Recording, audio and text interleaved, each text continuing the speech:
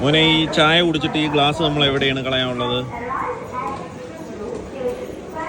ഒന്ന് കൊണ്ടുപോയി കാണിച്ചു തന്നെ എവിടെയാണെന്നുള്ള.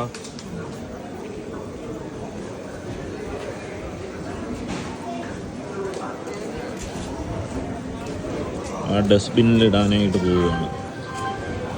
ഞാൻ ഈ കാര്യം ശ്രദ്ധിച്ചതെന്ന് വെച്ചാൽ തന്നെ ഗുഡ് ബോയ്, അതിലാണോ ഇടാനുള്ള? എങ്കിൽ ഇട്ടോ, അതിൽ തന്നെ ഇട്ടോ.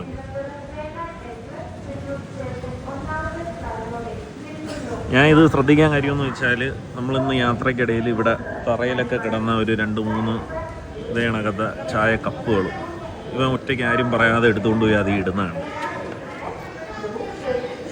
അപ്പോഴാണ് എനിക്ക് സംഭവം മനസ്സിലായത്.